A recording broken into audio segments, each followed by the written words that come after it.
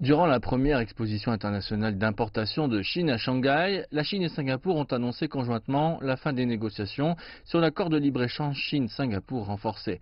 C'est une importante étape qui concorde avec l'initiative chinoise Ceinture et Route, laquelle vise à construire un réseau commercial et d'infrastructures reliant l'Asie à l'Europe et à l'Afrique le long des anciennes routes commerciales de la route de la soie.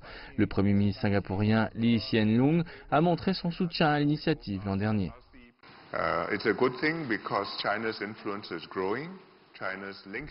C'est une bonne chose. L'influence de la Chine grandit. Les liens de la Chine avec les autres pays dans la région et en fait avec le monde entier se renforcent. Et je pense que l'initiative Ceinture et Route est le moyen de le faire en douceur.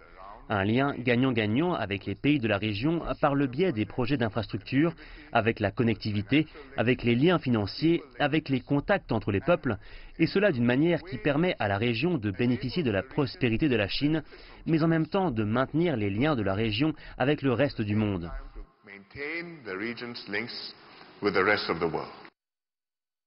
La Chine est le plus grand partenaire commercial de Singapour depuis 2013 et Singapour est la plus grande source d'investissement de la Chine depuis 5 années consécutives. Les deux pays ont enregistré une valeur commerciale bilatérale de 79,2 milliards de dollars en 2017, en hausse de 12,4% en glissement annuel. Les secteurs clés de la coopération sont l'interconnexion, la coopération financière et les marchés tiers.